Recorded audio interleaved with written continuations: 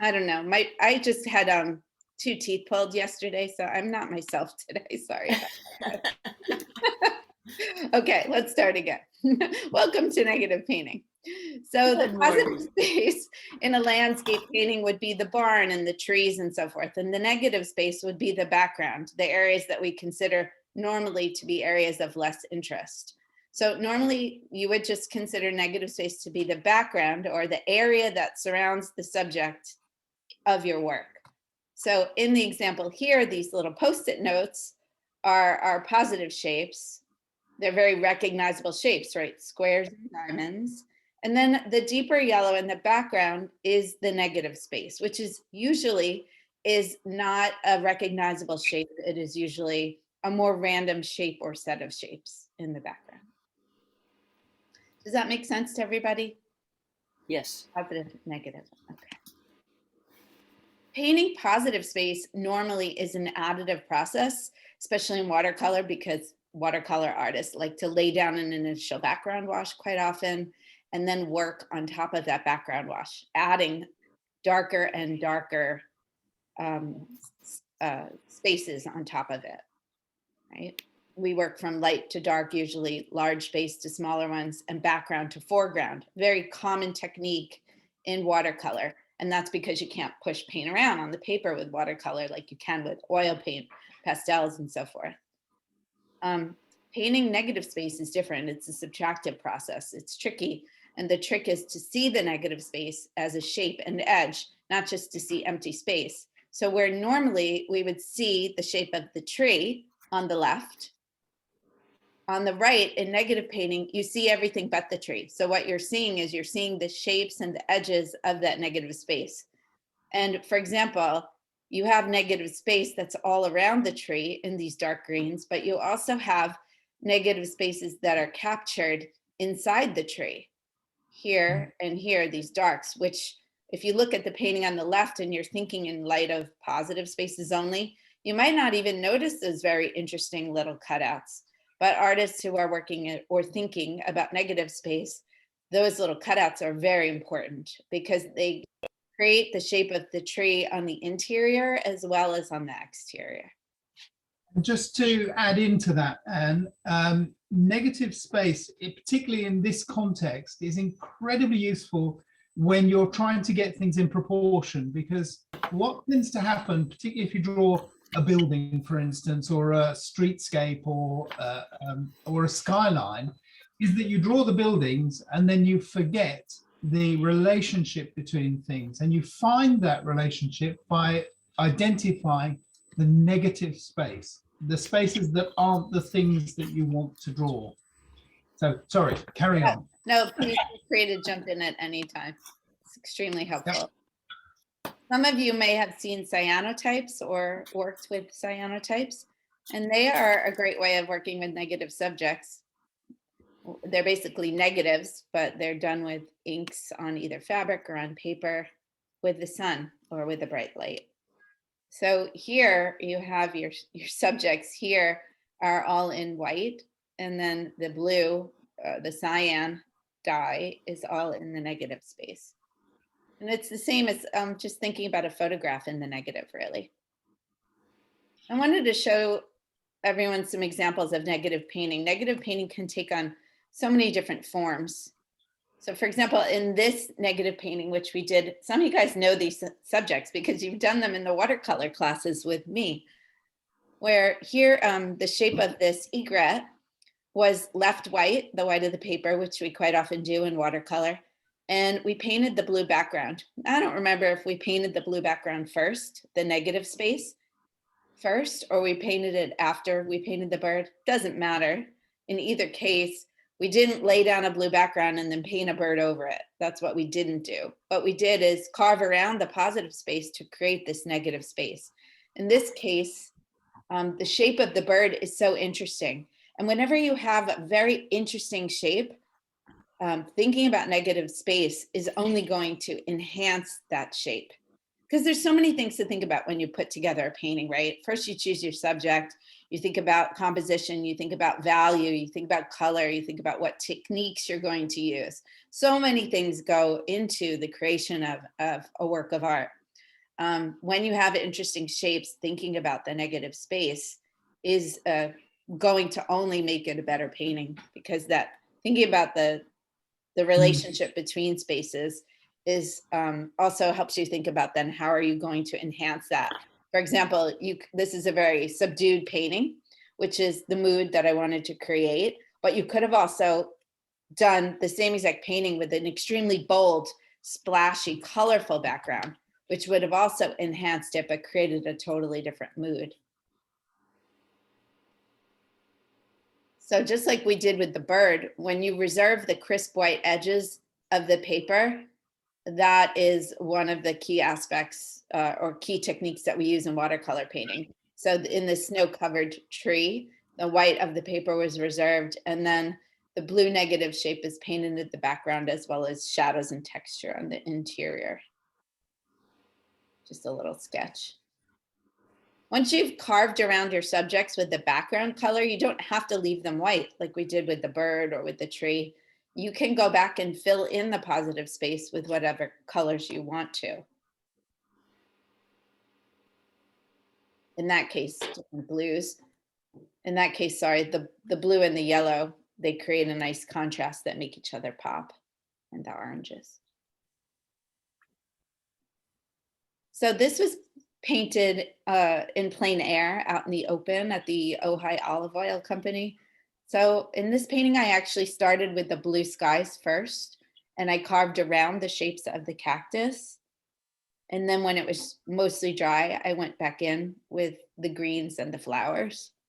So you can see here, again, those shapes are paramount to the subject. There's not a lot of action going on when you paint a cactus. No, nothing's moving. You know, so what are the areas of interest? For me, the colors and the shapes and the textures. And in particular, the shape with that one. When you're painting in plein air, when you're painting outside, negative painting can be an extremely, extremely helpful technique, because you can avoid having a lot of drying time, which quite often you don't have the whole day to yourself, right, Charlie? When you're out in plein air, you may have a group with you who wants to move on, or you may be vying for a space in front of a monument or somewhere beautiful, or the weather just might become a little too remarkable for you to stay there and get on with it and do a long painting. So you can avoid really a long, extensive drying time by not doing washes and so forth, but really by keeping the whites of the paper and working in the negative. Here in this painting of Greece, I've painted the negative space of the sky, and then the harbor, the water. So all the water is negative space. Everything else was left white. And then I just went back in quickly and added in details with color of beige and blues and greens, just to basically fill in the different shapes of the buildings. I think the other incredibly useful thing about negative or identifying negative spaces is that it shifts your focus, your mental focus, from the subject away from it to what effect does the subject have on its surroundings. And the nice thing about that is that then it becomes more like an abstract puzzle that you're going to put together, rather than necessarily painting the thing or trying to describe the thing. So, and that shifts your focus. And I think that's the important thing. And that's why the focus here, for instance, in this image is all about the sky and the water. And they're all negative spaces, really. So the emphasis is not on the buildings, but it does sort of manage to bring things together in a different way, or to refresh the way you look at things. And I think as any artist, one of the biggest problems we have is you get used to doing things in a certain way. The best thing is to suddenly then sort of mess it about, or turn the picture upside down. Or another sort of almost like a negative technique is to look at your image in a mirror, because suddenly it looks completely different and you get a fresh perspective on what you're looking at. So I think that's why negative painting can be incredibly powerful. Apart from for watercolor particularly, it's incredibly useful, but it does shift your focus. I think those are really good points. I think that shift of focus for two reasons is is really so entertaining. I mean, for one is, as a watercolorist especially, but anybody who wants to work loose and abstractly, you have to start seeing, or unseeing is maybe a better word, unseeing what you're used to seeing. Whereas most people would go to this harbor and they might be overwhelmed by the detail of the buildings, the harbor buildings and all the buildings in the background and all the boats. Learning to unsee that, seeing the negative space instead helps you to see for me, what is the more beautiful aspects of the harbor, which is that beautiful Greek sky and that beautiful Aegean water. And a lot of, anyone can capture a photograph these days, and a pretty good one too.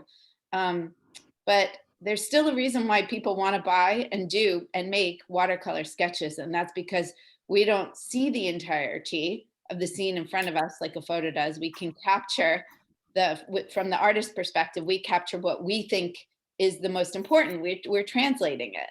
And with the negative space, we're picking and choosing for us what is the most beautiful or interesting thing to capture. And sometimes all it is just doing the opposite of what's expected.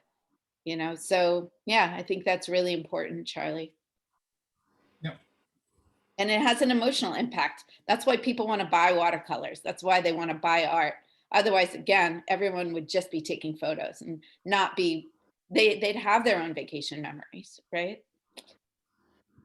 Yeah. So if anyone has any questions, feel free to jump in. Just raise your virtual hand or just ask the question. If there's a lot of questions at once, we'll go back to hands. So here's a really simple way of utilizing negative painting. I think this is really straightforward. To me, the shape of the bridge was interesting. It was the shape and the colors that were coming through it. This is at the Japanese Garden here in Long Beach.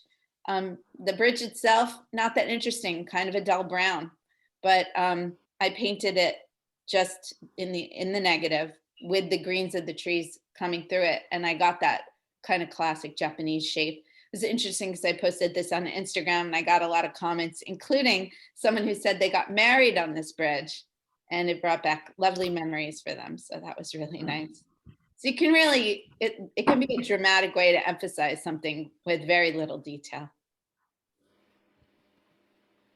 So you guys understand here, right? We just carved around the shape of the bridge, the negative spaces between the handrails, and that's it. Here's another one I did. I mostly chose my own work, but I am showcasing some other artists later. So I painted this in the studio from a reference photo, and it was the large cross on top of the wall that I was the most interested here. And what does this door lead to? This is at the Mission in Santa Barbara. So being that there was a lot of white space here and the sky was quite dramatic, I just carved around that space of the cross and that little bit of rocky outcropping that probably was a building at some point and it deteriorated. And the darker the shading, the more dramatic that difference between the negative and the positive is going to be. I also use negative painting here for those of you who like to work in plein air. It's the same technique where you just leave some lights on the wall. And I basically carved around a little bit. You can see on these little cacti. I didn't layer them on top of the wall. I just carved around them and then added some details into them. Okay. Negative painting in the studio can be a very you can take it to the extremes, like Linda Kemp, who is probably the premier watercolor artist who's using negative painting techniques. Some of you guys know this one. We did this in class last semester. This is fruit orchards. This is my version of Linda Kemp's fruit orchards. And when you do negative painting in the studio, you start with a very loose underpainting, and that's going to be the lightest parts that you see here. And you can really paint with abandon in the studio because you have more time to dry and think through the process. And so you get, if you see these lighter areas, what you get is you get a lot of blending and modeling. And then what we do when it's dry is you go back in with the second layer and you add a darker layer. So that mid-tone purple would be the darker layer. And then the darkest layer is going to be this dark, dark indigo here.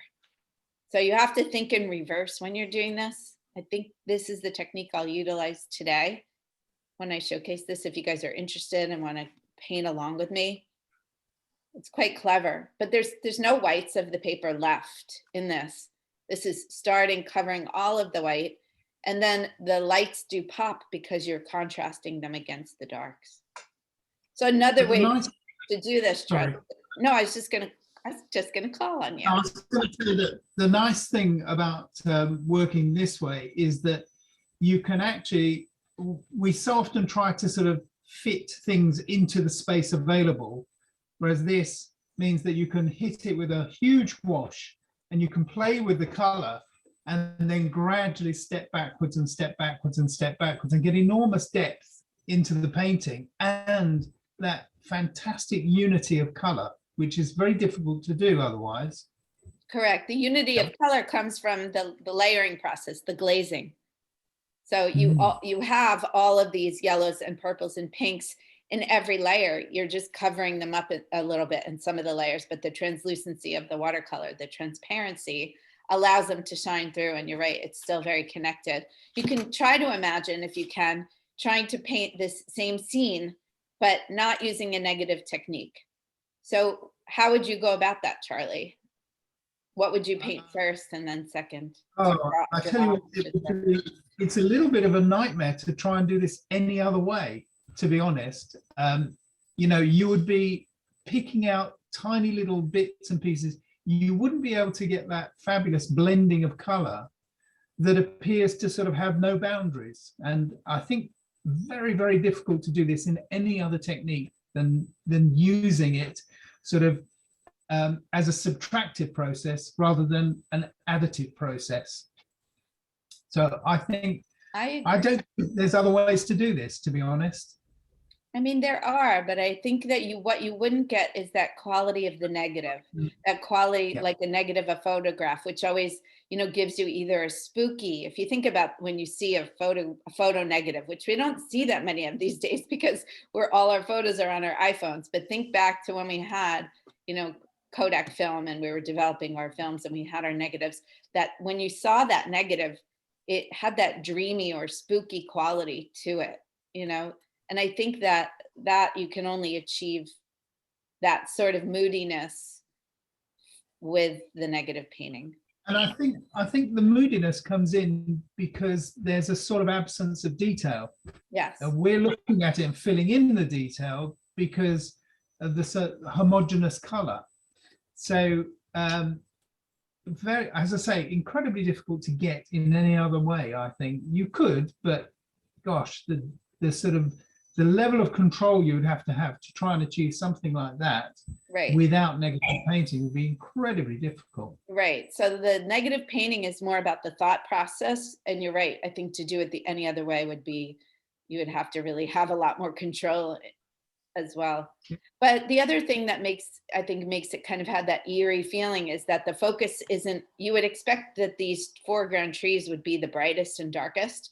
And instead, what's the darkest is the back and then the negative space here. And that's the same when you look at a negative of a person. You expect their hair to be the darkest usually. And it's usually bright white. And those are the things that kind of end up making it look spooky or ghost-like.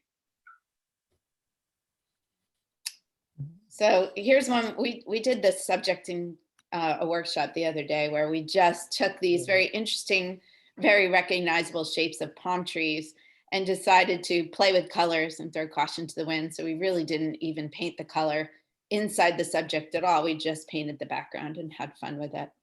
This was using alcohol inks called Viviva, or they're actually watercolor dyes called Viviva color sheets. This was fun. I use negative painting a lot in life drawing because when I'm doing life drawing, I want to get some kind of interesting background that makes the animal feel like they're in their environment. So quite often I will just create a very interesting background, wet on wet, like I did with these two, and then fill in some details inside the subject.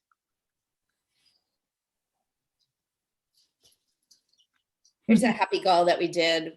We didn't even mask this off. We just carved around, but we kind of painted the background with abandon. And then we went back and filled in. So you don't have to leave the shapes plain in any way. You can add as much detail as you like afterwards. The difference is just that you're not painting over a background. You're painting the negative shape first and then adding detail as you see fit. Very little is often needed to make it interesting. You guys remember doing this one? Those of you guys who are there? So artists working in different media use this technique. There's a painter, her name is Stacy Swider. She's an American painter and she works in acrylics. And she lays down a very colorful underpainting.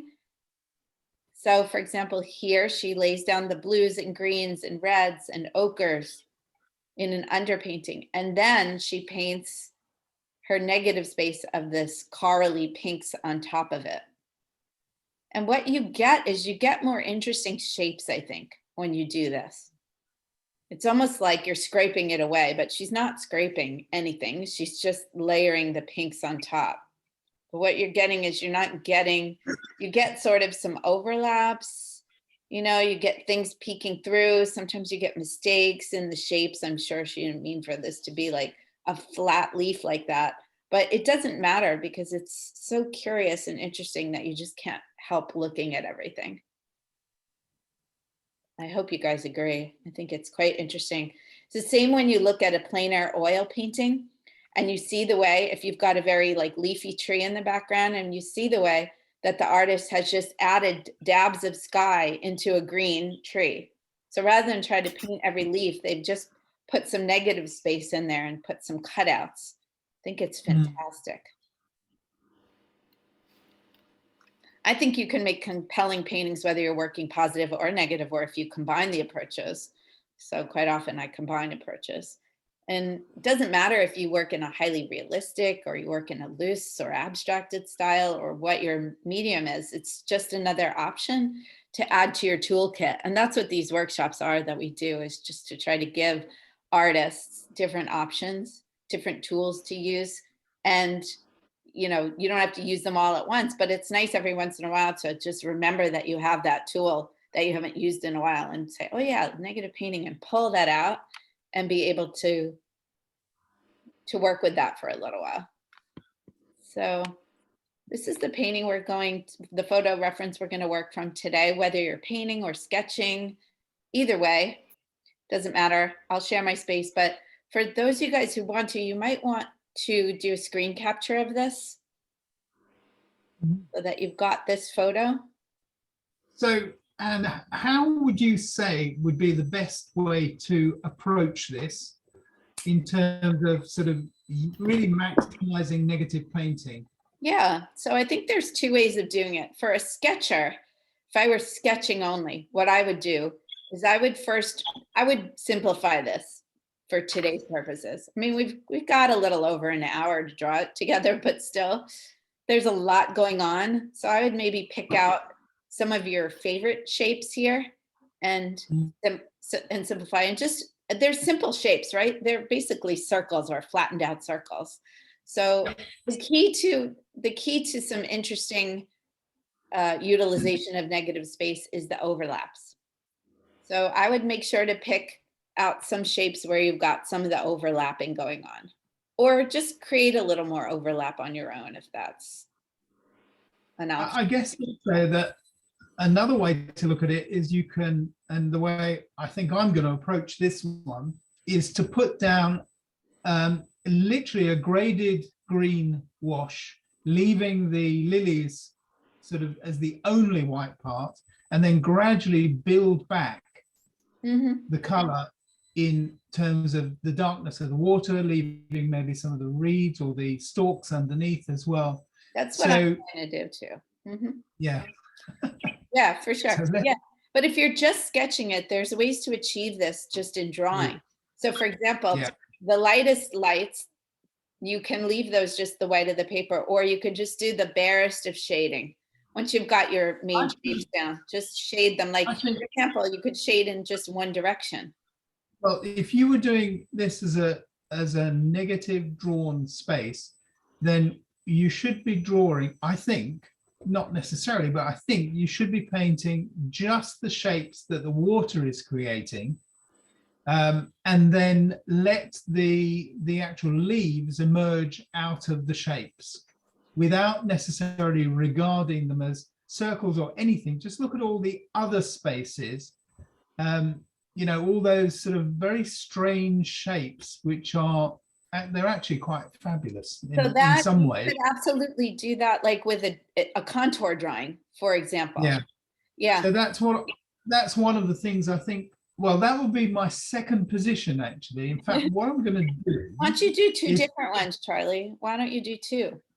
well, I think I can do one technique on this, is that if I do a big wash that is all the greens but without the lotus flowers, Yeah. and then sketch on top just the water, I've almost done it, and then I've finished. So maybe I can get to go home early. Okay, well, I'll give you guys some tips. So I'll give you another chance to capture that photo if you haven't had the chance. So a few tips is it can be useful to start with a simple line drawing because it helps you block out some of the most interesting shapes. So if you're used to focusing on the subject when you do your line drawing, then just try to keep an open mind. Try to think about the negative spaces that the negative shapes that are in there. So remember back to the heron, that first one. So when you're drawing the heron, looking at the negative space can be helpful, right? You're trying to draw that bird, but you're also thinking about, okay, what are the interesting negative shapes that are created in the neck or in the head or in the water beneath them? So again, kind of like Charlie mentioned, he's going to focus not just on the circles of the lily pads, but those spaces in between them when he's drawing. Simple line drawing can help, right? And I think it's the most helpful to think of yourself as a sculptor. You're carving these shapes out from a stone.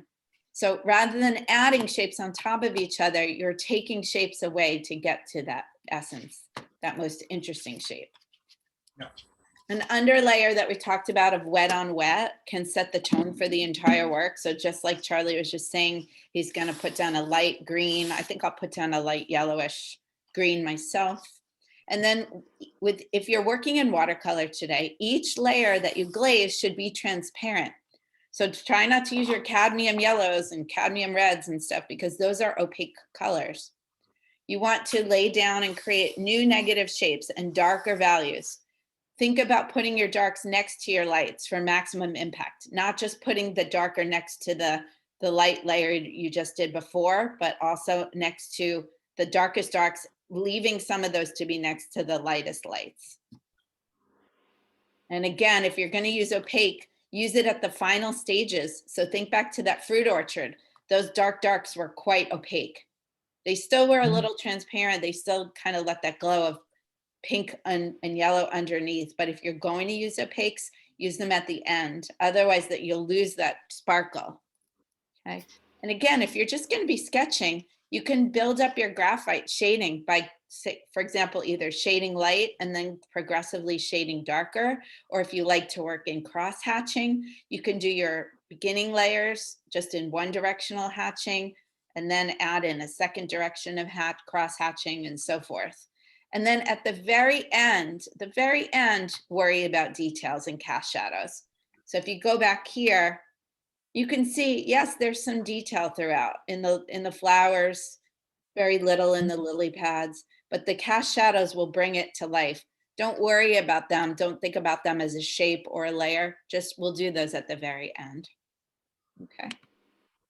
Just one other small thing that I've sort of come to realize later on in life is that don't be afraid of your shadows.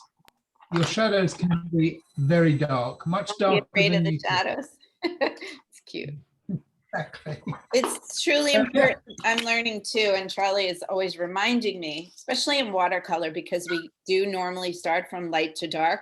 So by the time we get to the shadows, to adding the darks, we kind of like what we've done so far. You know, if you've got a good painting, you really do start to get a little bit trepidatious about ruining it by putting down the darks. But you have to be confident with your dark marks because it's the darks that will bring out the lights. You truly won't have that contrast of light if you don't add the dark. So you can't be scared. And you just have to remember it's just a piece of paper. If you ruin it, you ruin a piece of paper and you can do it again. But I know we all get very, attached to when we do a good piece of work and we're afraid to blow it. Don't be is the advice from Charlie and from me. So is this big enough? Has everybody, let me see if I can make this bigger actually. Can you guys see this larger now? That might be more helpful. Yeah. Okay, so if you want to take a new screen capture, and then I'll share my screen. And just one little sort of tip to perhaps help is do not draw to the edge of your papers, or do not paint to the edge of your paper. Draw a little frame, because if you put a frame inside your paper, you will find that you'll see the shapes a bit more easily. So definitely use a little frame. Okay? Yeah, good one, Charlie. All right, does everyone have this? Shout if you need another moment to get this picture. Okay. Got it. Great. Okay, so I'm going to share my screen then in just a minute. It just disappeared. Just give me a quick second to grab it. Oh, it's right here. Sometimes my visualizer wants to hide from me, and I don't know why. I'll share it in just a sec. Get that back. Okay, there we go. So I've blocked out kind of a big shape, but I actually think I'll have time drawing it today. So it was an 8 by 10, but I'm gonna make it more like a 5 by 7. So this top will just be for color testing, and I'll use the bottom here to do my actual painting. So I'm just going to do some sketching. I've got my photo here on the phone, and I'm gonna find some interesting shapes here. So even though I'm drawing the circles of the lily pad because I do want them to be round, I'm thinking about the negative space, and you can manipulate your picture. So for example, I don't have to put this next lily pad right here. I can layer it underneath, and I can change it a little bit. There isn't a soul in the world who's going to look at this painting and say, that's not how that looked that day. I mean, it's not like I'm drawing the Empire State Building or anything. It has to be lily pads, not these recognizable lily pads, right? So what I want to do is make sure that some of these shapes are overlapping each other. I think it's a very nice image that you've chosen. I thank you. Because it's quite subtle in some ways, which is always nice, of course. Well, the subtlety comes in with that repetition of pattern. Yep.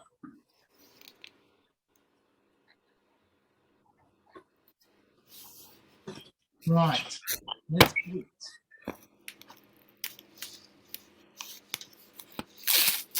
So there's a nice amount of negative space going on here and here. And of course, to me, the most interesting negative space is the mouths of the Pac-Man, right? And I'll draw these a little bit darker because I can see now I'm looking and I can't really. I know you guys can't see it that well, but it's the mouths of the Pac-Man that are quite interesting, I think. But I want there to be a balance of open space and overlap. So again, your drawing might not look like mine as I'm taking liberties with mine, and you're probably taking some liberties with yours. Yep. But they're just circles with a Trivial Pursuit piece cut out. So anybody can draw that. And that's why I chose this one. I thought, okay, this is a subject we can all not spend too much time sketching, but we can spend more time thinking about how to approach it and playing with color and so forth. Absolutely. And I really, really like the idea of a big wash first. Yeah, doing a big wash first lets you really have fun, and you can create this texture on the lily pads, which you guys all know is there, but it's hard to see here. That texture, rather than trying to be literal and go in and add all of those water droplets, I'm not going to do that because I'm just going to share I can achieve that. You want to share yours, Charlie? Just for a minute. Yeah, okay. Go right ahead. Just going to share mine. 1 second. Why is it not sharing?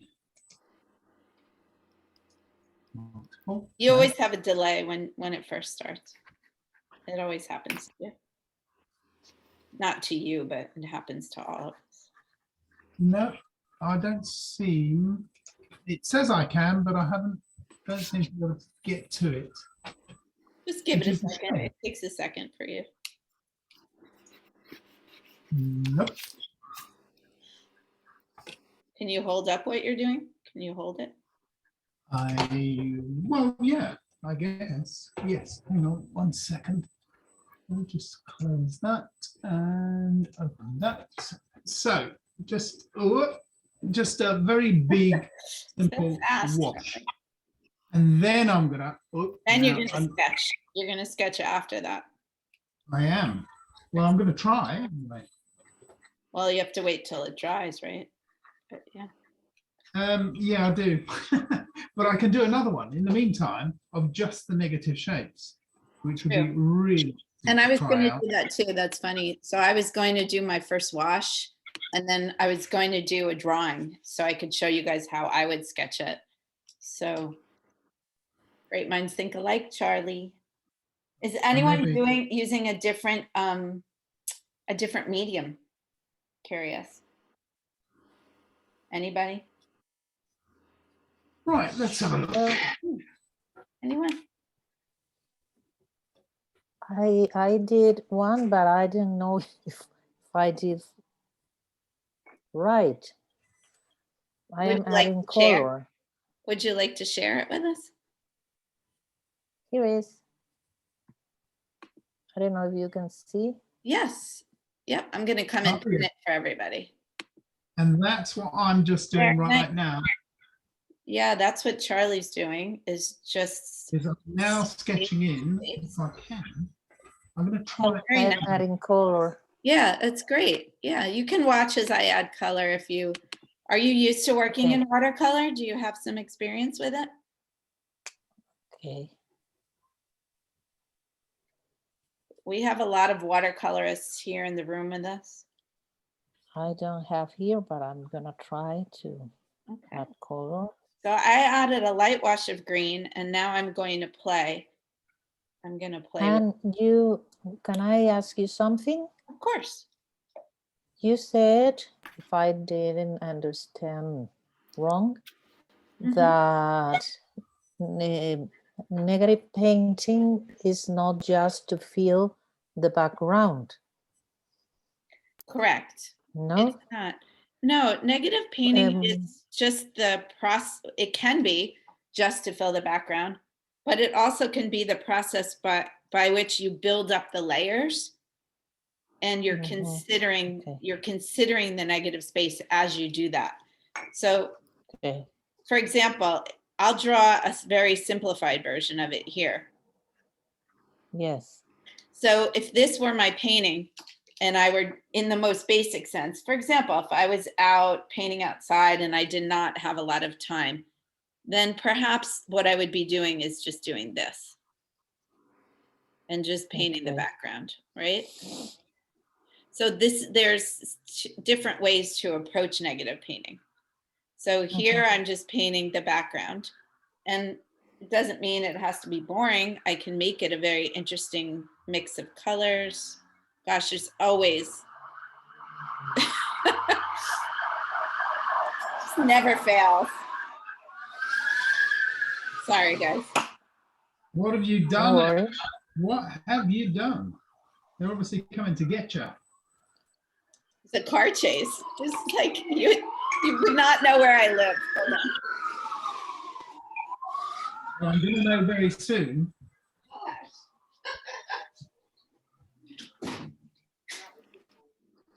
So sorry about that. I'm so sorry. Right. Yeah, it's like either an ice cream truck has to go by or tourist police. there's some, it was just, yeah, that was no. It was car chase or something. Yeah, so you can go in and create a very interesting background and just avoid painting the positive shapes completely, right? So here's one very little way, basic way of doing it. I don't live in the ghetto, I swear. And you can still, make the most of that background, do lots of fun things to it, and just avoid all the positive shapes completely.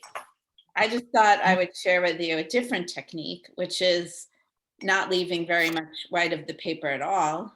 Although I forgot to leave it here in this flower. So, because I was so busy happily painting along, I didn't leave it there. But then just, you have to think a little bit more about how to build it up. So if I were painting outside, I would most likely be doing it the top way, because I paint kind of quickly, usually when I'm outside. I get hot very fast, and I just don't have the stamina to be outside for very long. So the negative painting in plein air can be an extremely useful technique. Likewise, in our classes, a lot of the time, the class is only 2 hours, and we try to finish a painting in every class. So it's very useful to use negative painting in the class, because we can avoid this kind of drying time that's required down below. And we can still get in a beautiful background and then have time to paint the subject. And we don't even always need to use hair dryers. So, yeah. So I wanted to show you guys a different way today, and I want to create kind of an interesting background here. So I'm adding in some spatter because I want there to be some texture in the areas that are going to remain the lightest of color, which is this yellow green. So you can, when it's wet, you can really paint in just about anything at all. You can keep going with it. It's okay. And if it's very wet, you won't get a lot of texture. What you'll get is things are spreading out. So you'll get this nice modeling of colors as they blend together. And then as the paper loses its sheen, as that high sheen comes off of it and it starts to dry, it'll be damp, and the spatters will stay put a little bit more. They'll still spread a little bit like here, but they won't spread completely into each other, because that only really happens on very wet water. So as a very wet paper, as a paper starts to be just damp and not wet, it doesn't spread as much. You still don't get crisp edges. The edges are still nice and soft. I'm gonna add a little bit of brown in there. And I don't really care, I'm doing this everywhere because the darker layers are gonna get covered over, so it doesn't matter to me where these spatters really go or don't go. I'm just gonna take out this flower. Okay. Color brown are you using? Because it doesn't look. I put some raw umber into my sap green. It's just a very slight change, not much of a change. So it kind of this. And I'm going to try and share again, because Okay. I've got a negative drawing as well as the base. Oh, I'll great. try. Okay. Ah, now I can. There. Right, so let me just push that up a bit. So Let's try that. that's the negative drawing, I think, I hope. Yeah. There's the picture. It is. So very roughly. Oh, I missed a bit down here. So that's a negative drawing, if you like. So I've not concentrated on any of the lily pads at all, Uh-huh. just on the negative spaces. And actually it sort of holds together quite nicely. I quite like it as it is, Yeah. without doing anything. What I'll do now is transfer this up to this, and then perhaps start painting it in. So I will probably do a little bit of drawing on top of that, just very lightly, and then I'll come in with some negative painting. That looks great, Charlie. Yeah, Okay, so your giving back- negative drawing is the equivalent of this up here, right? Where I literally just captured the background. Beautiful color. Yeah, that blue is very nice. Yep, took some liberties. Thank Right. you guys for sending tips in. You guys are very sweet. See them coming through. Thank you. Appreciate that. Right. You guys Let's who have a joined look. late, I'm gonna put the tip jar if you are having fun and you want to give us a little thank you, you're welcome to. I put that in the chat. You don't feel like you have to. It's definitely a pay as you wish. So for me, I want to show you guys another way of, if you were sketching this, another way to do the negative drawing in the sketch. So I'm just going to draw a few lily pads, and I'm still waiting for this bottom area to dry. So I'll turn it around. So another way to go about it is, just as I approached my more yellow one down there, is to shade the whole entire thing. So Charlie, you drew the negative space. I'm going to work with the shading as if it's paint. So because I'm a painter, I approach things more like a painter. And if I were out and I didn't have my paints with me, I probably wouldn't go straight to just drawing technique. I would go more to a painting technique. And painting for me is more like a cross hatching. So I would leave some areas. Sí, es. Now I'm Es deciding. interesante, ¿verdad? Siempre son cosas que uno. So I'm deciding what to do here, and I've decided that I'm going to use a second direction of hatching, but these two areas, I'm going to leave them the lightest color or just one level. So what you can see is I'm painting everything but those two lily pads that I've decided to leave alone. I'm sketching over them. Here. I'm just going to wait for a little bit of dryness to come in, because now I've re-wet my paper with a bit of splatter, Okay. which hopefully will represent some of this sort of watery quality as well, which is on top of that. And I think it will. I'm liking it. Do you want to share? Yeah. So where's it gone? There it is. Share. So I've just sort of chucked a bit of color on, and who cares? But I love the fact that that is then going to become the lily pads, which are lily pads in water. Let me just not take it out of context. So I don't know if the color is exactly right. I don't really care. It's my painting and I can do what I like.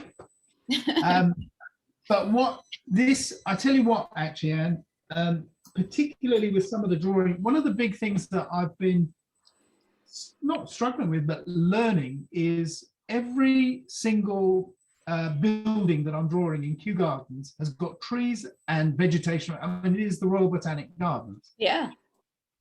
Trying to find techniques to represent that, sometimes in line, sometimes in drawing, but sometimes in color, is actually quite difficult. And what I should do is I should put on a sort of underpainting, a negative, a basic sort of gradated wash first, and then I don't have to worry too much about, the trees or the vegetation or whatever. The space is filled. All I have to do is just give it a little bit of definition.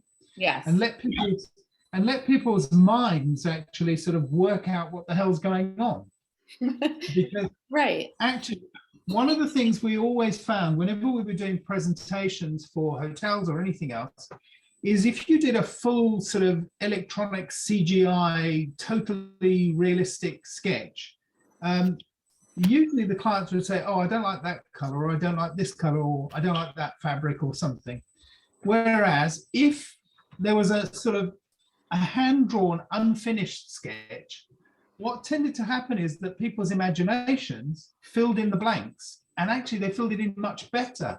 So we always had more success with sort of sketches, which people seem to understand better than CGI, which made them confront a decision. So they didn't have to make the same sort of gravity of decision to say, I like it or I don't like it. They could say, well, you know, it could be, or this represents, or it represents possibilities. Yeah, people are smart. I mean, you're absolutely right. People are smart.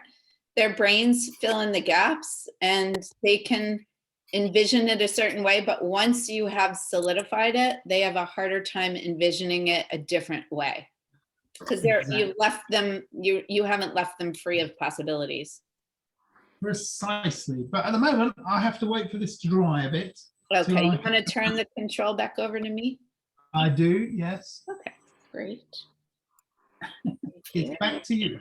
Okay, so thanks. Anybody else wants to share, they're welcome to also. So I've started with my sketch. I'm almost dry enough to add the next layer here. But what I want to do now is go back in and add the darkest layer, which is just another level of hatching, really.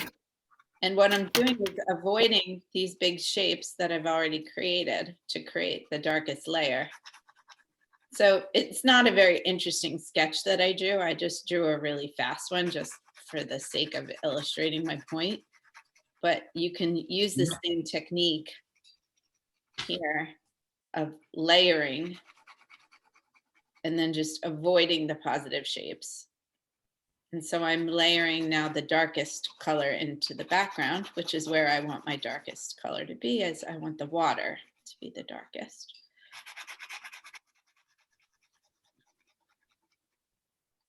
Yeah. And you basically have, you can see I'm not a great sketcher, much better with paint. But what you've got here, and you could certainly do some blending or whatever, but what you've got is kind of the same technique, that subtractive technique where you leave some of the shapes alone, and the darkest darks placed next to some of the lights give it a lot of drama. So when I do this, I'm going to remember that I really do want some of the darkest darks to be near some of my lightest lights, which would be the flower and some of the lily pads that are on top of other lily pads. So when I do the next layer, I am going to be painting the ones that seem to be underneath. So this is on top, this is on top, this one's on top, this one's on top. I'm going to leave these alone, and I'm going to go to the next shade of color, and I'm going to paint everything in that next shade of color. It's got a little more green in it. And what I'm going to do, still a little damp, so I might have some spreading going on. It's okay. But I'm going to try to leave these alone. But what I am going to do is paint right over the ones that are right underneath them, like this one. I'm going to paint right over it. So this essentially becomes my second tone of color, my second layer of color.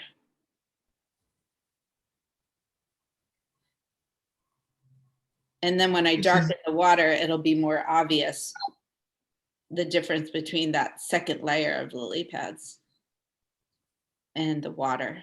So the water is going to end up even being darker than this. I think this is an incredibly useful way to extract what you want to get out of it and what you want to prioritize as well. Agreed. Yeah, it really is a prioritizing exercise, isn't it? It is. I think also that with watercolor, one of the big things you need to do in terms of sort of strategizing when you're starting painting is decide what's the lightest area and what's the darkest area.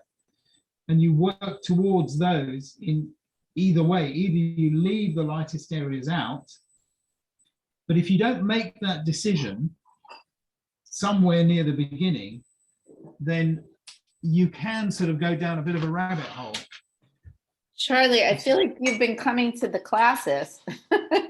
It's exactly what we talk about all the time, because as a watercolor artist, you have to think differently than artists who are working in other media. You cannot expect to add your whites at the end. You have to think about where they're going to be now. So you guys know that movie or book, The Girl with the Pearl Earring? It's about Vermeer. Yep. At the end, she thinks to herself, something's missing from this painting. And he knows it too. He just can't figure out what's wrong with the painting. And what it is it's missing a point of light. And that point of light becomes the earring. And when he adds it, when she shows him in the movie that that's what he's missing, he adds it, and that's the finished painting.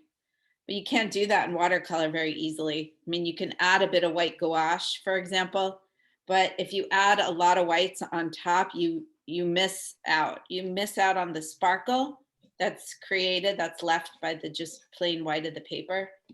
It's not really the same. So you do need to think from the very beginning where your whites are going to be. And you need to figure out how to reserve them. You can't always rely on adding them later with a bit of white gouache, because the white gouache just doesn't sparkle in the way that crisp white right there of the paper does. It doesn't. Yeah.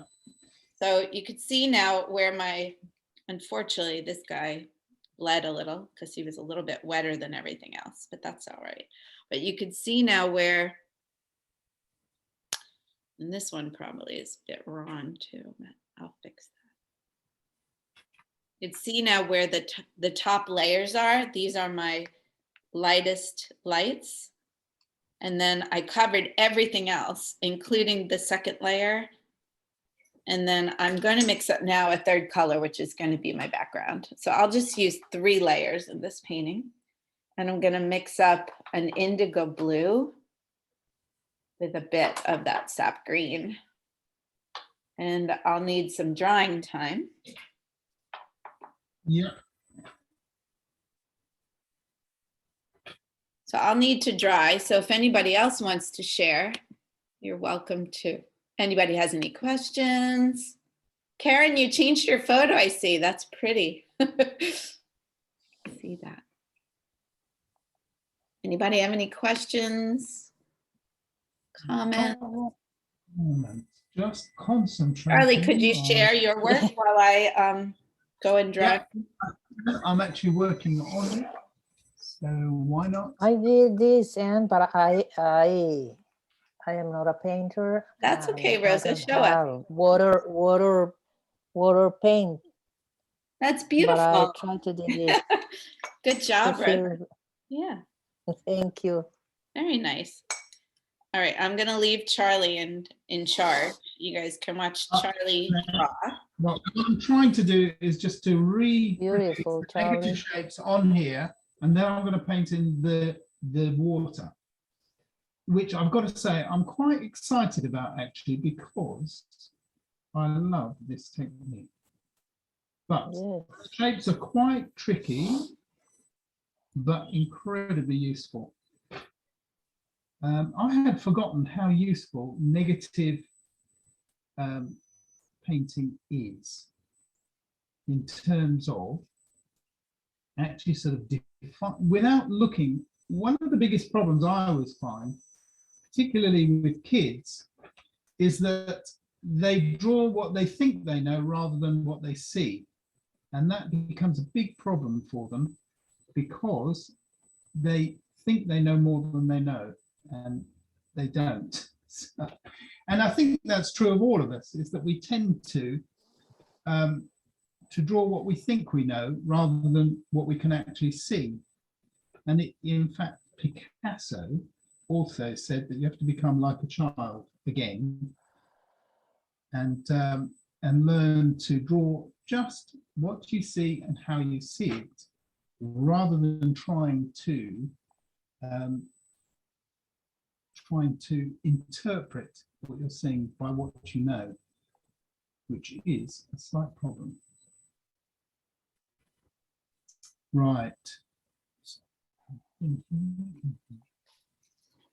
So Charlie, is your paper dry or are you drawing on top of the wet paper? It's still a little bit wet, but I'm too impatient. I want to get on with it and I like it. So you'll have to bear with me if it all goes horribly We're wrong. bearing with you. That's okay. Right, that is, I think, sufficient for me now. I mean, what I need is a reasonably sharp brush. Let's try this one. And nice murky brown color. When you're ready, you can switch it back to me because I'm ready to put on my third layer. I'll just You don't have apply to a do little it now. bit, Yeah. a little bit of color. All right. You want to switch back to me? 1 second, 1 second, 1 second. I'm just going to try a bit of color. And I think it can be much darker than that. Don't be afraid of the dark. You have to That is test the it. rule. Let's have a look. So do That's this. Nice. Very nice.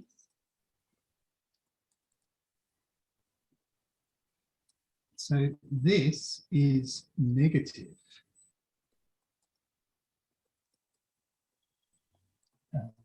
Very interesting. What I love is the freedom that you get with Yes. applying the wash. Yeah. Onto Yeah. And there the- are a lot of like architectural painters or urban sketchers who lay down that really loose background wash, like you were saying, and then they paint on top of it. Well, actually, if I remember, when years ago, a friend of mine and I used to go to life drawing classes, and the guy who was drawing the classes or instructing in the classes, he would always just put down any scribble, any watercolor scribble on the paper, so that he'd broken the myth of a white paper. And that would always help him, but then it would always work out as some sort of dynamic shape. So Because he was really good at it. That's why. Yeah. yeah, exactly. But a lot of it, I mean, you do quite often really need to break the shape Yeah. of the paper. Yeah. Some people just put a fingerprint or something down, and that's enough to get over that fear. Would you like to switch back to me now? I want to get moving on. No problem. Yeah, I want to. Stop share. That was great. Okay. So it looks a lot greener than it actually does in person, but that's okay. So what I'm going to do now is I'm going to very carefully avoid my first color and my second color, my first shapes and my second shapes, which are basically how I'm creating the depth in the water. And so I'm just painting now basically the third layer, which is the deep water. So I decided not to do a third layer of lily pads. And what's nice is the juxtaposition of the dark color next to those super brights, but then also to have some of them next to that mid-tone green. So that's what gives you that kind of variety, I guess is the best word. Yep. Now, you can create, like Charlie said, some reeds or textures in the water like this. If you guys look at what I'm doing now, you can create some just by not painting the whole shape, make some lines and textures, or leave some bits showing through, just like that. That's one way of doing it.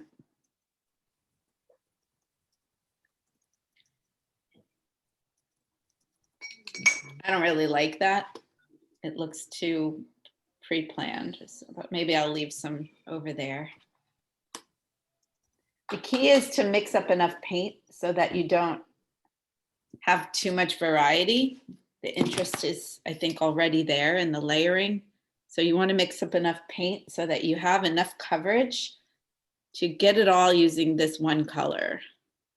If you wanted to go really crazy, you could definitely mingle different colors here at this point. But I'm going to go for simpler versus wilder at this point. Try to showcase the control. So are there any of you guys doing what I'm doing right now? Following along with me? Oh, everybody's concentrating. Mostly everybody's doing what Charlie's doing. Or everybody's on mute. I don't know. I think everybody's concentrating. Okay, You I'll stop talking. No, don't stop talking. You won't know. Someone has to talk.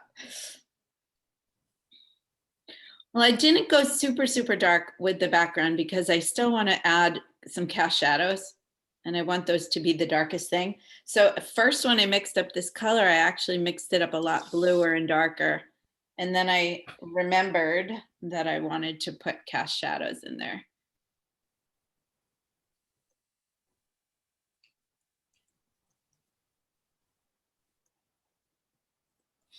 Yep. So I just lightened it up a bit. That's the thing with the watercolor, you can always add darks on top, but you can't very easily go lighter. You can lift. Lifting is a technique. I think that is very useful in watercolor. And that's just to pull some color out with a thirsty brush. And that's a nice way of making either reflections or adding some variety in the depth of the surface of the water is. Yeah. But I personally, I do lift to create form, but I don't lift as much as some other artists do. I prefer to leave a bit of sparkle of the paper. So I would be a lot more likely to do that and just leave a shape of sparkle than I would be to lift something subtle out. I don't use that subtler technique. Lifting is quite subtle. I guess I'm not that subtle.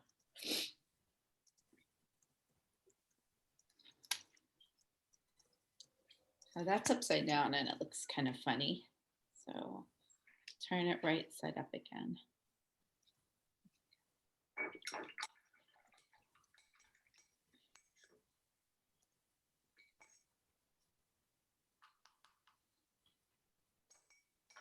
Now I messed up before and I put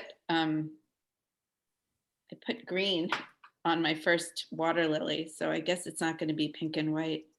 It'll have to be yellow because I screwed it up. But I'm going to make that one pink. That one will really pop.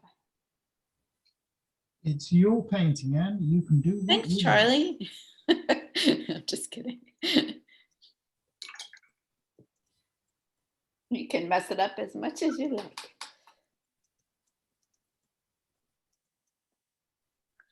Mm.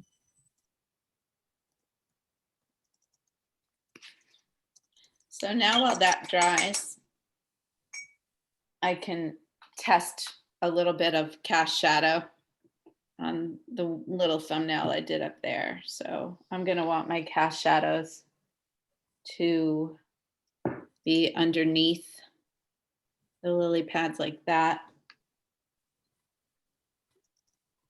How do you mean? Oh, right. So you're putting a bit of shadow. I think you have to, otherwise they just look too two-dimensional. Yep. So I'll probably do something along those lines. And then also it can be helpful to just add a little bit in on the interior, because they're not perfectly flat, right? They kind of ruffle up, curve up. So I think I'll probably start doing that right now. Hopefully everything is dry enough where I can do that and not mess them up. But just a little bit of Yep. a little bit of interest on the insides here.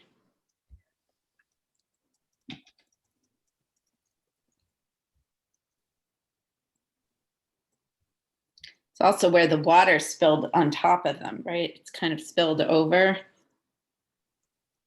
Yeah. I know what you mean.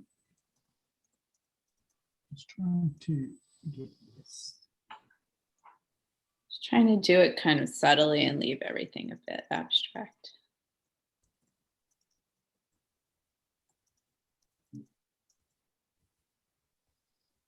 There's one in my picture that's bright brown, really a greenish brown, and it's really pretty. And I want to get some of that brown in there. I want to add it in.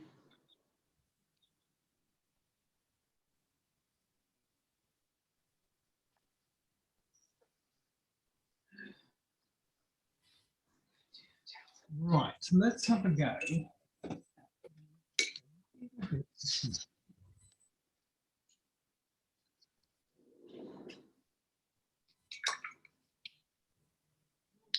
Yesterday, I went and saw the Monet Immersive exhibit.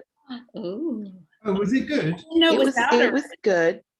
It was good. His watercolor, his lily pads are better than mine. He's kind of known for them, just a little. He had Where was it, Shelley? It was in Montebello. Oh, So my only recommendation, we went in the middle of the afternoon, and it's in what looks like an old Home Depot building. So there's no air. So I would recommend going in the morning if you go, or in the evening after it cools down. thank you.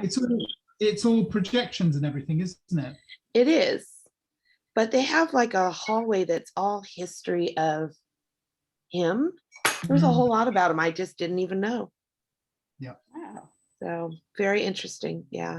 He had a long painting career. He did, and a very illustrious painting career. Yes. And Shelley saw the Van Gogh up in Santa Oh my Barbara God, that was so good. recently. Yeah, good for you, Shelley. Get your spring art on. My friend Kathy, who's coming to Catalina with us, she's the one who's like, let's go look at art. So Oh, I think we're going to great. go see there's another immersive about Klimt, which will be good. That's And the then there's I one wanna with Frida. take on to. I want to think see you'd love that it. one. Is Frida out yet? No, but I want to see No. that one too. Yeah, I didn't think that was out yet. I'm seeing Frida When? on April 25th at the old Amoeba Records building. It's right by the Cinerama Dome. Oh, yeah. Oh, She's out in LA. I might see you there because I Oh, really goody. like that one.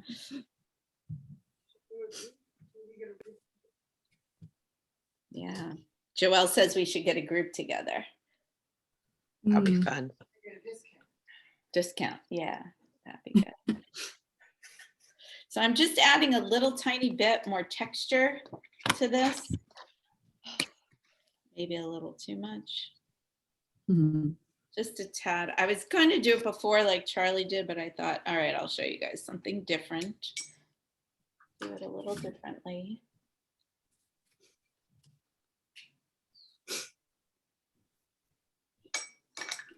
And I feel like I'm ready for my darks now.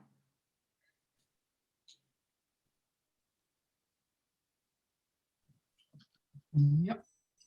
I'm just sort of getting into this now. Right.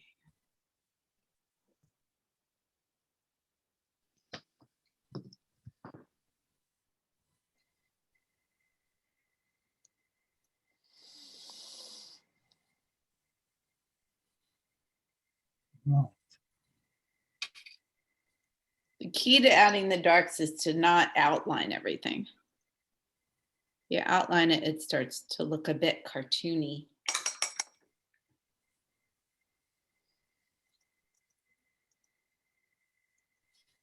What's also been very interesting is I went to the Marion North exhibition, which they have as a permanent exhibition at the Botanic Gardens. And it is spectacular. Here's somebody who spent their entire life traveling and painting, and the paintings are just incredible. And I'm not familiar particularly, with this person. pardon? I'm not familiar with Marion North. Well, she dedicated all her paintings to Kew Gardens, but she spent her entire life painting, traveling and painting. And I've got to say that the results are spectacular. Does it make you jealous? Like you want to go travel all the time and just paint? Because I've that's traveled, yeah, but very different type of painting to anything that I might do. But fun because of it. But it's the beauty of the details that she gets into, and particularly some of the landscapes. Wow.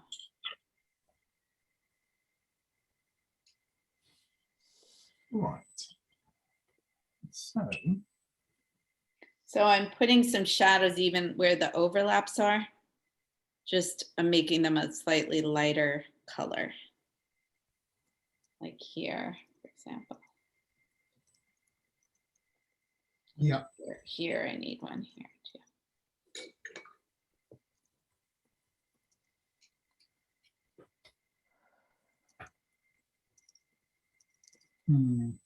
So I've got a little bit of it.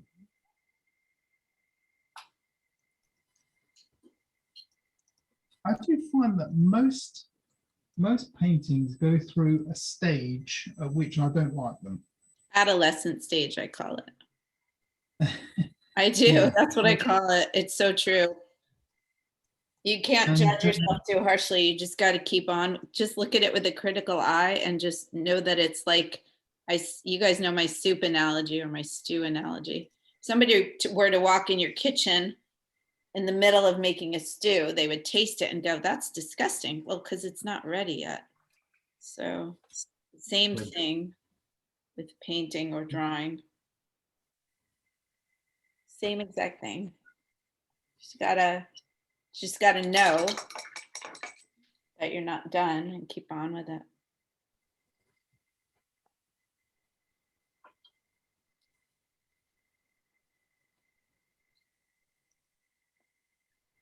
Go.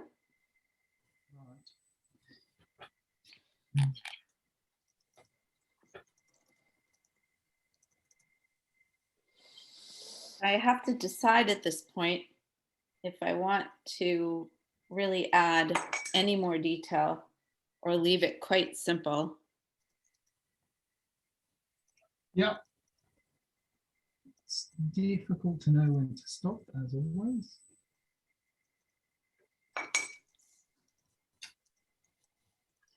Okay, let's just.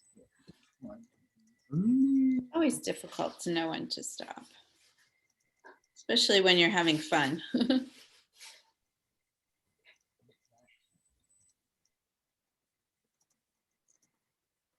When you're not having fun, sometimes it's quite easy to stop because you just give up. You just go, forget it.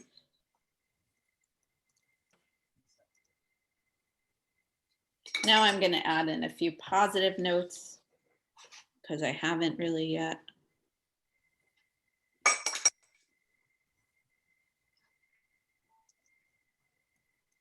So you can combine techniques, positive and negative. Doesn't have to be all one or the other. I just see these reeds under the surface, and I could have done them in the negative, but I wanted to show you guys a different way to go about it. And I think that this will make it a little more interesting. Oops. Beautiful. Went a little too far. And I think that that's done. I'm going to call mine done. The most fun part for me of everything is taking off the tape. Oh yeah, because then suddenly it pops. Yeah. framed. It's framed, instant frame. Yes. You have to be careful that you don't blow it.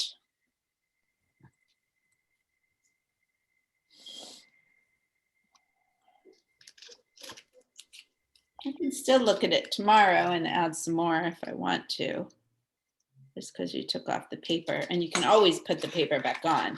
I've had times where like my background just doesn't work and I put the paper back on and do a little bit more the next day. I must say that what I'm finding as well is that it is not just sort of a bonus. It is absolutely necessary sometimes to put things aside and then come back to them and have a look again at some other time, because you tend to sort of get myopic when you don't do that. Yes, absolutely. It's always good to leave it for a day or so. Yeah, I do a lot of Zooms where we critique each other's work. And Oh yeah. a lot of that myopia, which is a great term for it, and I might borrow that, Charlie. A lot of that just comes from staring too long at your own work, you know, and you kind of fall in love with either an idea, or you might fall in love with the execution. But just because you understand what it is you're trying to achieve doesn't mean that it translates. And so it's very helpful to when you have these groups, because they'll very kindly tell you what you're doing wrong and that they didn't get it. It didn't work for them.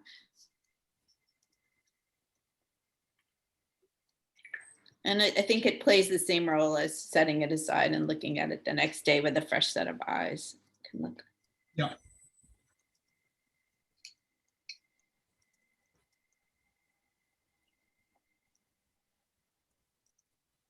Just giving a little more texture to some of these.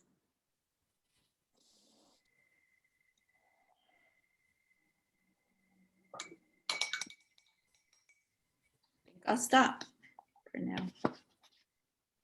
What do you think? Should I stop? Your colors always come out so vibrant. I love it. It's because I use good, expensive watercolor paints. That's why. And good paper. Thank you, Charlie. Also, learning what you can layer and what you can't is helpful.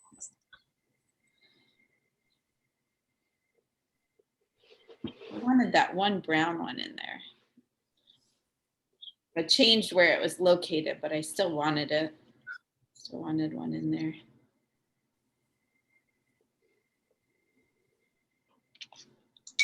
But I think I'm done with it. Maybe. Keep fiddling sometimes a little bit.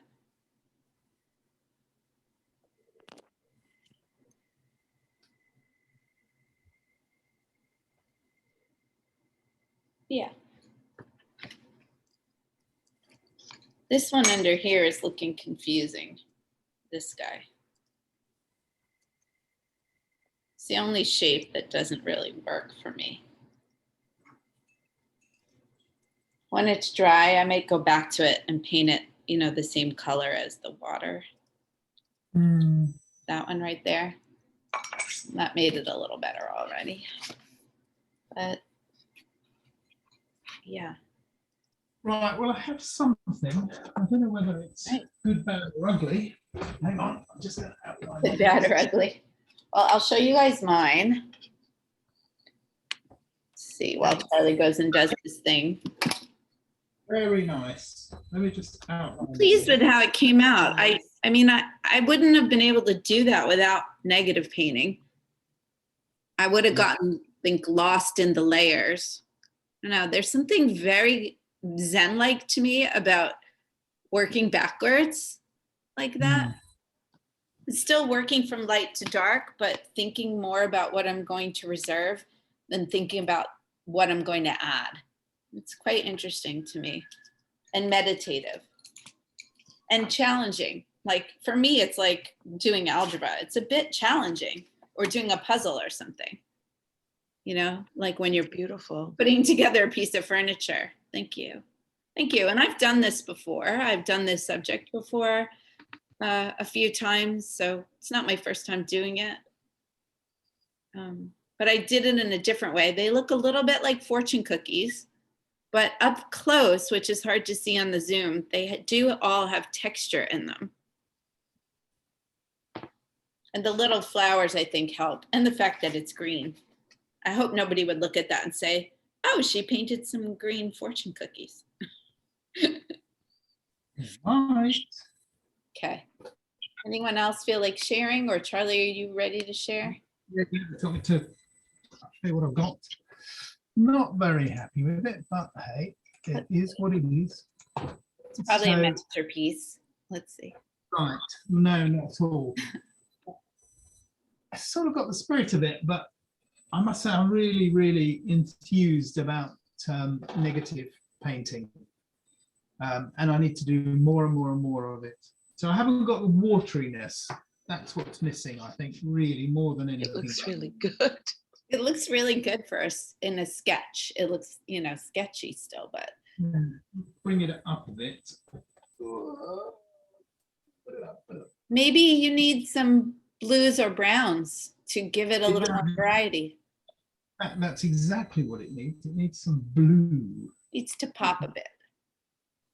It does. I really have to say, I love your drawing. Which one? Your negatives drawing, the drawing itself.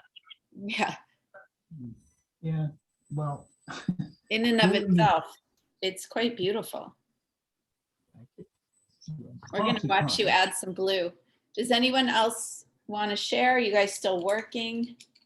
Share. Share. Okay, Charlie, could you turn off yours while you're working on it, and we'll do some sharing and we'll come back to you. Yeah, see that, Charlie, that helps already.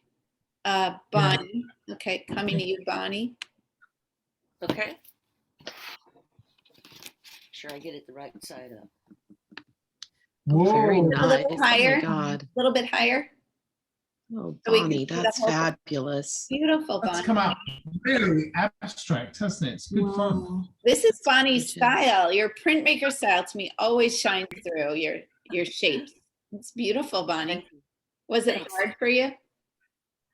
This was a lot of fun. I love this. Oh, good. It is, and it is incredibly useful. For those of you guys who like this and who didn't take the fruit orchard class, if you email me, I will send you the link to the video recording of the fruit orchard class. For example, Shelley, I don't know if you did it. I don't remember. I haven't yet. Okay, you're up next. Well, I'll put it in the Oh, chat. all right. I'll put my email in the chat. Anyone who might be interested in following along with that, you're welcome to. Ooh, so nice. Oh, it's so nice. I love how we all interpret the same subject differently.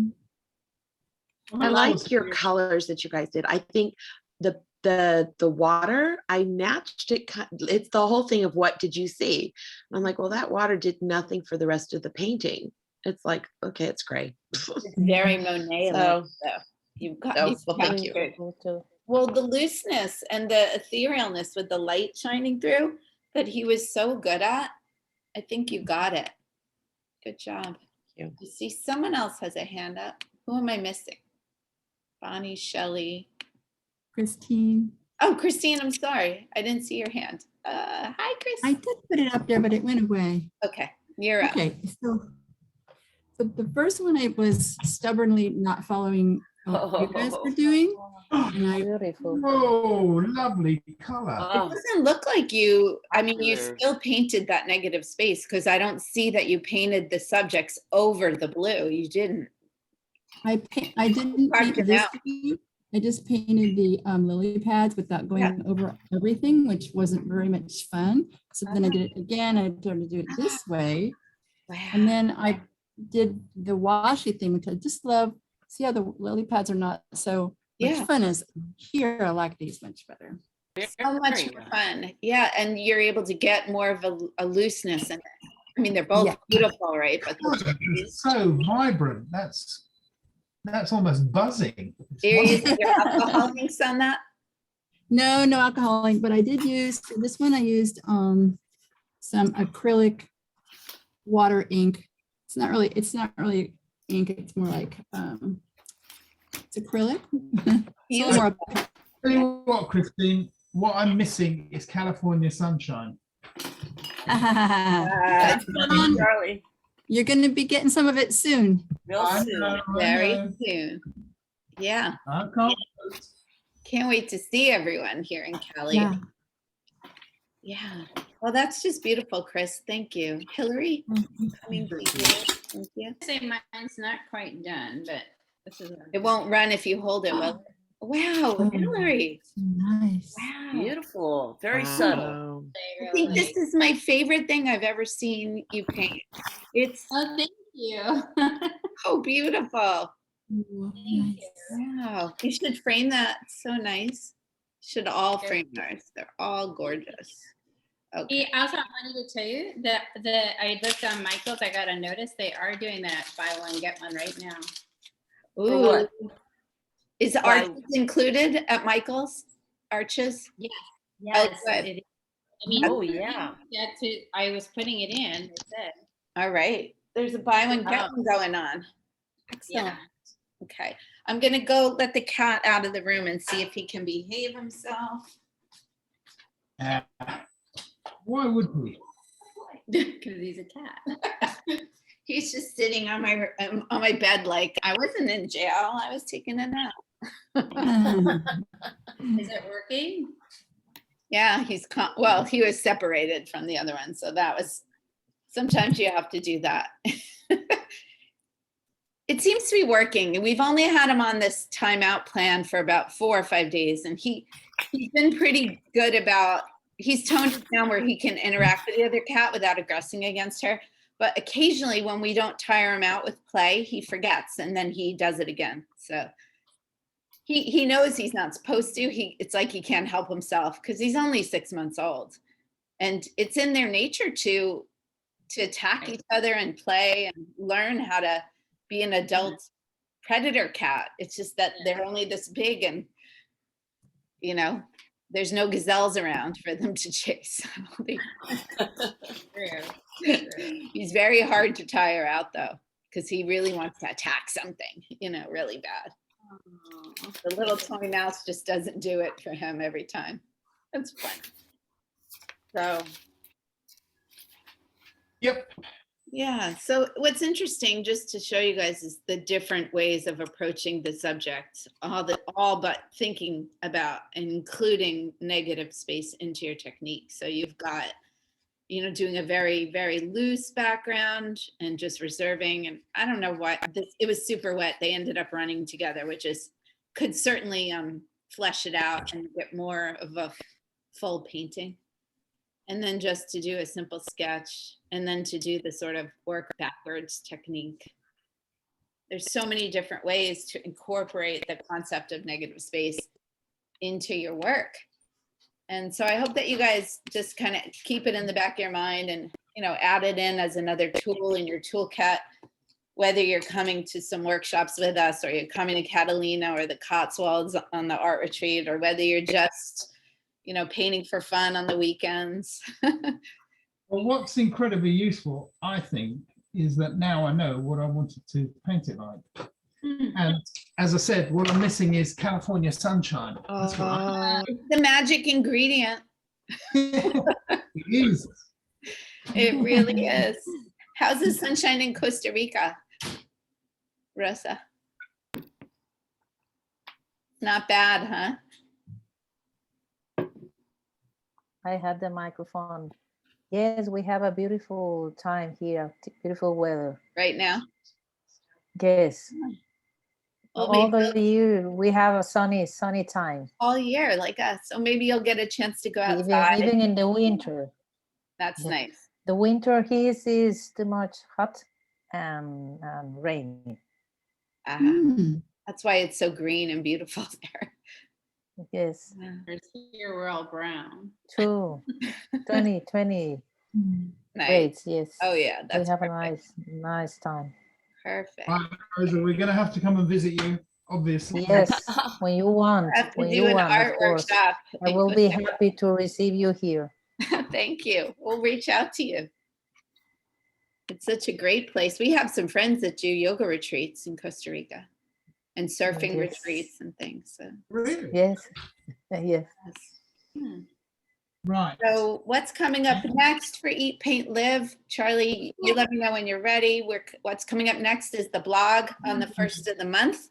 We're going to have all about supplies and what to bring with you. Yeah. Go ahead, Oh, Charlie. great. Your spotlight, Charlie. So I do it again? Yep. There you go. Oh, Yeah, it Beautiful. needed the darker darks. Yeah. Well, Yes. it does, but it looks a bit black on the screen there, but actually what it needs is I need the water should be much bluer. Okay. I The just whole did thing that. could be bluer. It doesn't Bluer. have to be though, like mine's not blue. No, I know, but that's what I think I want to do. You want some contrast with yours, yeah. I want some of Christine's colors. I have to share. Can I share mine again? I just Yeah. made mine more blue. Oh, yeah. Yes, please. So I seem to do this a lot. Is like I look at it when I see it on screen. I'm like, this is terrible. Now it's much more blue. Yeah, Oh, sorry, it's spotlight, Hillary. So can Oh. you do it again and I'll spotlight you? Oh, Like, jump to the sure. person. So I didn't like Later. that gray. So I'm like, they're all saying blue. So we'll put some blue on there. Yeah, you can always I add. think it make it look better. Yeah. Nice. It's really nice, Shelley. I love it. Oh, thank you. Yeah. So that you're saying at Michael's today, if I go, they've got buy one, get one paper. So only if they have it in, I mean, you can order it online, I think. I didn't order it yet. So I'm thinking I'm going to order it online because mine doesn't have it all in stock. You know what I mean? Did you, which is yours? Which is your Michael's? Oh, mine's in Torrance. Okay. So I didn't go there even, but I tried to order it from them on. So I think if you order it just and have it delivered, and if you order over $49 worth of stuff, you get shipping free. Or one time I ordered it and they just had it in the store, where you can pick it up. Yeah, you could try it because it lets you pick it up, Shelley, like at the Lakewood one, which has a good stock. If it lets you pick it up. I live right by that one, so I'm going to go over. And then I see there's one last. But you could put it in the cart and try to check out for pickup. And that way you would beat whoever went in person to getting it, but you still don't have to do it. That's good. I know I still haven't been down to Art Supply Warehouse, and it's the last day of the sale, isn't it? Yes. Oh my gosh. What was the name of that brush that you're all in love with again? Because I didn't even write it down. I've been totally using it this whole time. I noticed. It's amazing. And this is like the brush. Which one are you guys using? Princeton Oval Flat Wash, this one? The one you sent me. Yeah. This What's is it called? It's called the Princeton Aqua Elite Oval Wash, and this is the 1/2 inch.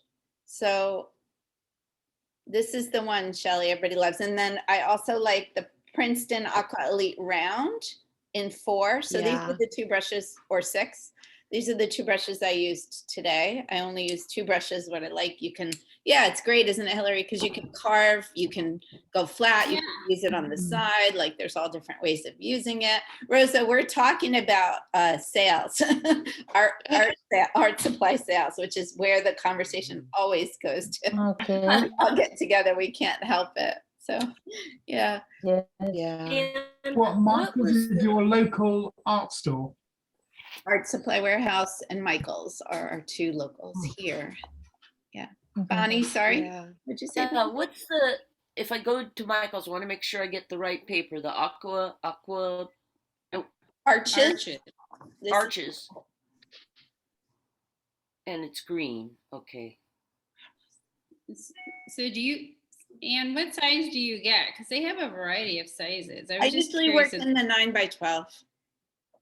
Okay.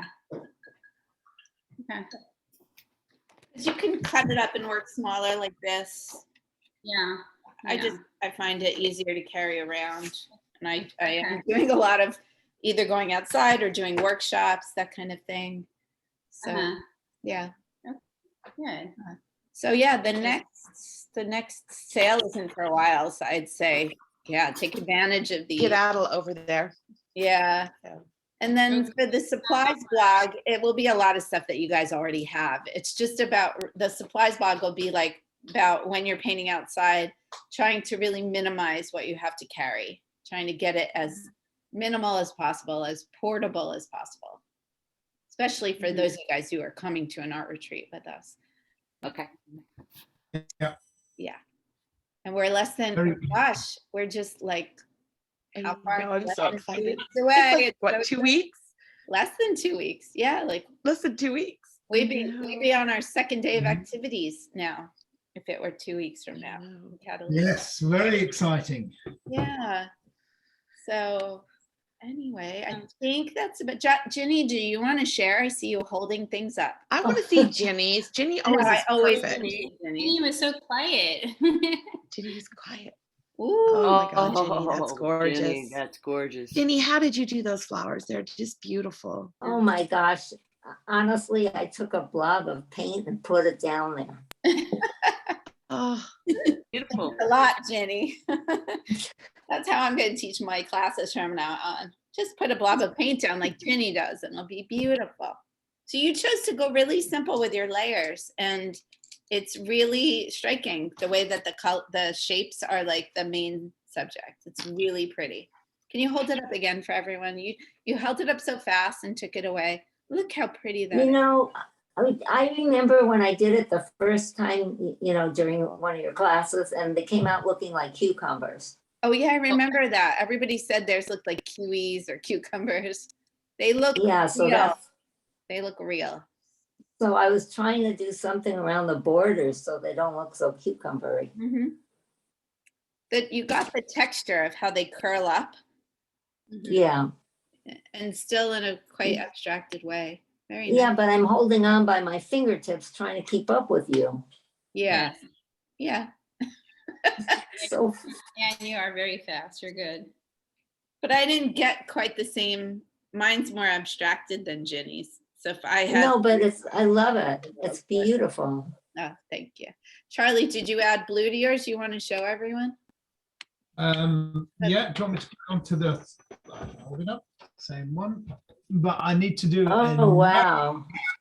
I need to do another one with the blue in all of this area. With the blue in the water. It looks great though. Yeah, It's really nice. It's soft. I need to start again, but that's okay. That's part of the whole process, isn't it? Is to play around and see what you don't want as much as what you do want. Yeah.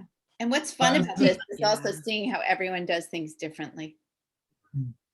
Shelley? and you got this at the Earl Burns Garden? You went into the Japanese garden at Cal State No, Long this Beach? is from the Getty Museum up in Malibu. They actually have Oh, okay. I was places- gonna say they finally let you in. But it is open again, but we haven't been able to get appointments. Anybody who's trying to get into the Earl Burns Garden at Cal State Long Beach, it's just packed, I guess. Everybody was excited that it opened up again, but I really do want to do a paint out there Yes. as soon as it tapers down a little bit, maybe in May, or end of April, there'll be a little bit more opportunity to get in there. So look for Speaking of that email. So today's session, we did record it. So we're going to go ahead and put it up on YouTube and make it available to those of you guys who took today's session, and anybody who missed the session today will be able to go back. So you can always go back and do a little bit more on negative painting if you're interested in that. And whilst you're talking Japanese, of course, Kew Gardens, the Royal Botanic Gardens, have got two Japanese things. One is the Minka House. So this is the Oh. sketch for it. Beautiful. That's so beautiful. So that's the Minka House, and this is the Japanese Gateway. Oh my God, I that's love. just gorgeous. Yeah, the trees are fab. Don't they have a really tall building there too? Yeah, the pagoda. Not one you've done yet, or? Well, I've started doing some roughs for it. I'll show you here. So this is the pagoda. I've taken 3 views so far, and it's got little dragons on it as well. So this is 9 stories high. It's gorgeous building. Well, actually, I take that back. It's not a gorgeous building. It's actually quite ugly, but it's interesting. So, Oh. so yeah, It is beautiful. It's beautiful. And I got It some of you is guys, I got gorgeous. your emails. Thank you for the tips, and thank you. If you ask me for the fruit orchard, I will absolutely send the fruit orchard. I think I have to sign off now. Charlie's still the host, so if you guys want to stay on and chat, you're welcome to, but I've got to get going. All right. Thank you, Anna. Yeah, I'm thank gonna- you, I'm Charlie. gonna- Thank you. Thank you, Charlie. Thank you guys all for Thank doing you. this. Bye. We'll see you guys again Right. next month. And so we'll be doing another one next month, won't we? We will. Well, We'll I have don't know to what the figure out the subject- subject. Does anyone have any suggestions? This was a really good one. I liked like it. this one. Yeah, Yeah. great. Yeah, say thank you. I'm gonna try to apply. This is the book I told you for Amy Herman. She's a lawyer and she teaches how to take more good decisions through art, through That's art very analysis. interesting. Hang on, Very I'll write that interesting. down. So visual intelligence. Visual intelligence, yes, Amy Herman, and you can find even the paint Yeah, from today is here in the book, and to teach people to. There are a lot of art here in this book. that sounds really interesting. I will. Yes, and here is the another edition, the newest from. Oh, okay. Amy. Oh, wow. Okay. Thank you, Rosa. And it's using the art to Yep. sharp our perception. It's very interesting and neuroscience. So Yeah, I'm a big. I am not a I'm a painter, big but believer it in- has. I learned a lot of things today, and I'm gonna try to figure out how to transfer this to my work as a lawyer and a mediator. Thank you very much. Wonderful. There's Thank one you. simple rule, Rosa. Just draw every day. That's it. It's that simple. Just draw every day. Thank And, you. and then when you look back over time, you'll see a massive improvement as well. And Thank also you. the I'm things gonna that- do. in fact, I was just talking to a friend of mine, and we were saying that actually drawing is just like learning another language. It's the same sort of thing as communicating, but just in a slightly different way. That's all. Yes. I mean, we used to use it certainly in design. We used to use sketching and drawing all the time to explain to people, you know, our ideas. It's the fastest, the quickest, the best way. Yes. Better than words sometimes. Yes. Thank Oh, you yeah. very much. Thank Yeah. you. Thank you. More than welcome. You Anyway, can start off by doodling on the conference calls. You know, That's that's a right. great way to draw every day, is just doodling your margins on the conference calls. And that way it really is connected to your work. But maybe, and with all joking aside, maybe you will start to see connections that you didn't even know were there. You can start to make connections if you do your work and the drawing simultaneously.